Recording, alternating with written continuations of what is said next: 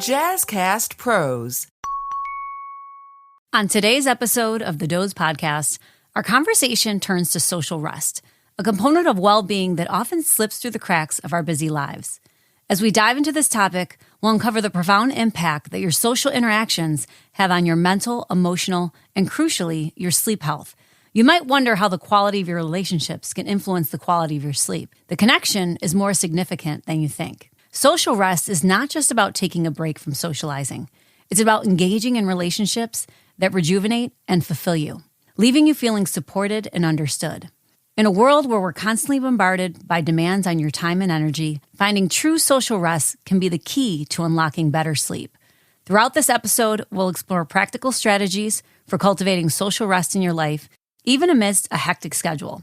We'll discuss how to identify relationships that are truly restorative, ways to set boundaries that protect your social energy, and how nurturing these aspects of your life can lead to significant improvements in your overall sleep quality. Whether you're struggling with sleepless nights or simply looking for ways to enhance your well-being, this conversation on social rest is relevant, timely, and potentially transformative.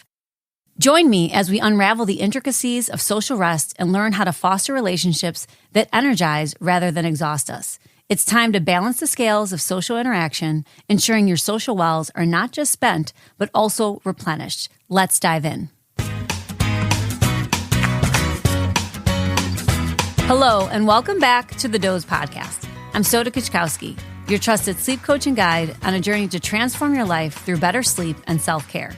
Today, I want to spend our time understanding the need for social rest, a critical yet overlooked form of self-care in your quest for holistic well-being. It's one of the essential 7 types of rest needed to operate at your peak, yet it's frequently overshadowed by its more recognized counterparts. So many of us navigate our days surrounded by individuals who unintentionally draw heavily on our social reserves. Now, this isn't to say that they're inherently negative influences, but rather their needs and demands can create a one-sided dynamic where you're constantly giving, leaving you yearning for a moment of solitude and just a breath of space just for yourself. It's a telltale sign of social energy depletion when the thought crosses your mind, can I just have a moment for myself? And this sensation of being perpetually drained without anyone to fill your cup signals a need for reevaluation. Social rest goes beyond mere social avoidance or seeking solitude. It's about engaging in interactions that rejuvenate you, leaving you feeling valued and understood. In a time where genuine connections can feel rare, understanding and actively seeking social rest has never been more important.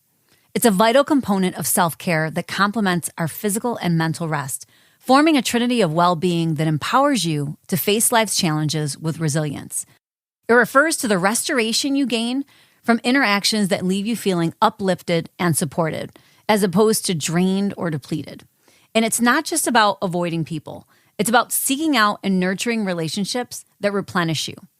In a world that's hyper-connected, yet often lacking meaningful connections, identifying and addressing a deficit in social rest is more important than ever.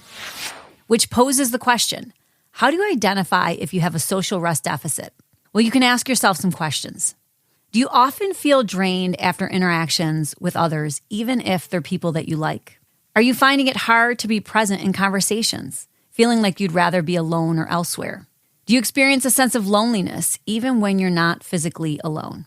And are you longing for more meaningful or fulfilling connections with others?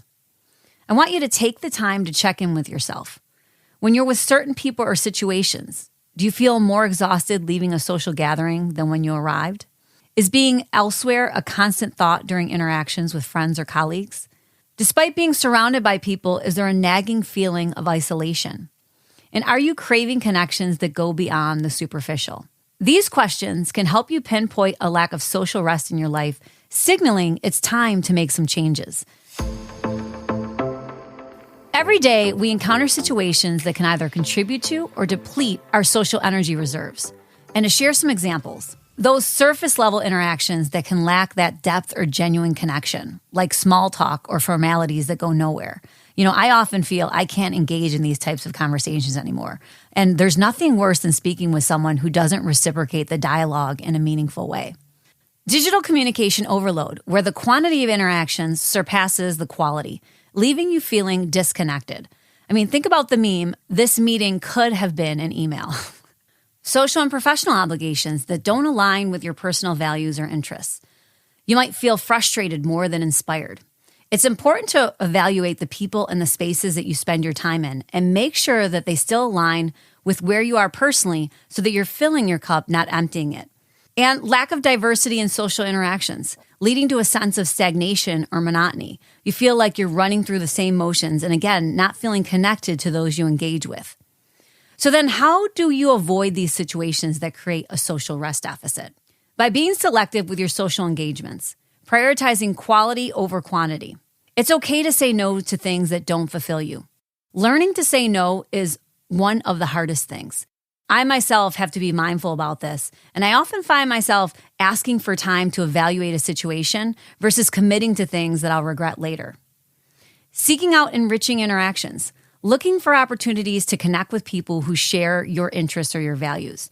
There are numerous ways online to find individuals who share similar interests.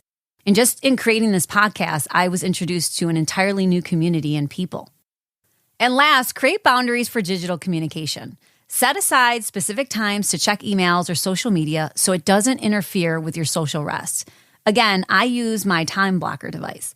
Any one of us can go down a rabbit hole of reading articles or watching videos online, especially if you don't create those parameters around it.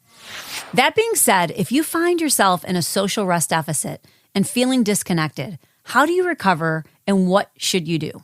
Looking at intentional solitude. Spending time alone to recharge and enjoying activities that you find restful and rejuvenating. Cultivate meaningful relationships. Invest your time and energy in relationships that make you feel supported and valued. And practice mindfulness in social interactions. Be present in your conversations, truly listening and engaging with others. What you have to understand is that fostering social rest is about creating and engaging interactions that rejuvenate and fulfill us. That involves engaging in daily practices that you can incorporate to replenish your social rest and enrich your life. And lucky for you, I have some ideas on what you can do. A top 10 list, if you will. Be mindful of engaging deep conversations, replacing small talk with meaningful discussions. Share your passions, your dreams, and challenges with a trusted friend or family member.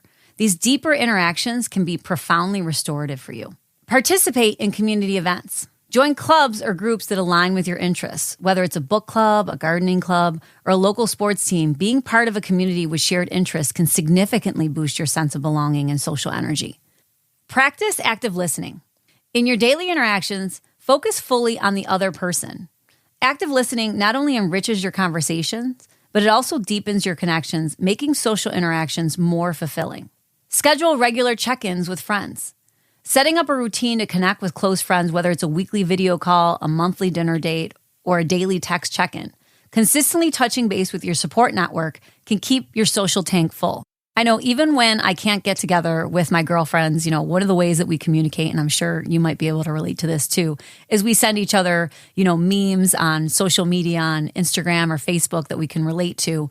Or, we just send text messages with emojis, depending on the type of day we have. But just keeping that connection in some way, shape, or form. It doesn't have to be physically setting up time to get together.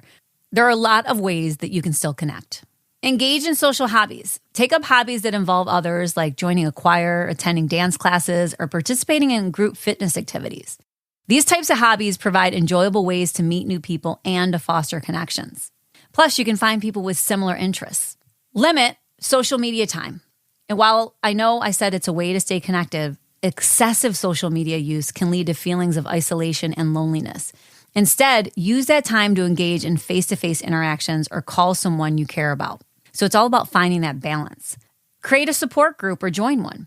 Gather a group of like-minded individuals for regular meetings where you can share experiences, offer support, and discuss topics that matter to you. This can be especially beneficial for parents, professionals, and stressful jobs, or if you're going through similar life changes. One thing that one of the leagues that I sit in, they developed a book club. Now, I haven't been able to participate in this, but I've heard just great things about, not only reading the book and relating to the text or, the content of what is being shared, but also having that time, within the month to connect with other like-minded individuals. So it's about finding, what works for you. Attending workshops or seminars. Enroll in classes that interest you, such as cooking or photography, personal development workshops. These types of settings not only allow you to learn new skills, but also to meet people with similar interests. My whole life, I've been the kind of person, I'm a joiner. So I've taken photography classes. I'm not afraid to do things on my own because you never know what adventure waits on the other side of that, right? Being open to new connections. Sometimes social rest can come from unexpected sources. Be open to striking up conversations in new settings, like while waiting in line at a coffee shop or, during community events. These type of spontaneous interactions can sometimes lead to the most refreshing connections. I know I've met a lot of people in my life in random ways and forged, relationships over the years. You never know who you're going to meet in what setting. So being open to it. And last, practice gratitude with others. Share what you're grateful for with friends or family members and encourage them to do the same. This type of practice can deepen your connections and create a positive, supportive environment that promotes social rest. So incorporating these types of practices and activities into your daily routine can really help maintain a healthy balance of social interaction that replenishes rather than depletes your energy and enhances your overall sense of well-being.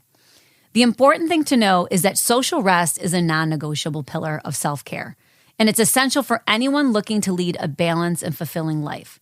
It's about the quality over quantity, depth over breadth, and connections that contribute rather than consume. You need to understand that to truly thrive, every aspect of your rest needs to be nurtured, including your social rest. So commit to enriching your life with the kind of rest that replenishes your soul and brings you closer to your best self. Until next time, thank you for listening. Remember to join us next week as I continue to explore innovative ways to improve your sleep and revolutionize your rest. If you've enjoyed what you heard, please subscribe to the Doze Podcast. I still have lots to share with you as we work together towards creating solutions around your unique sleep challenges and needs. Until then, remember, your pure potential if you change how well you sleep.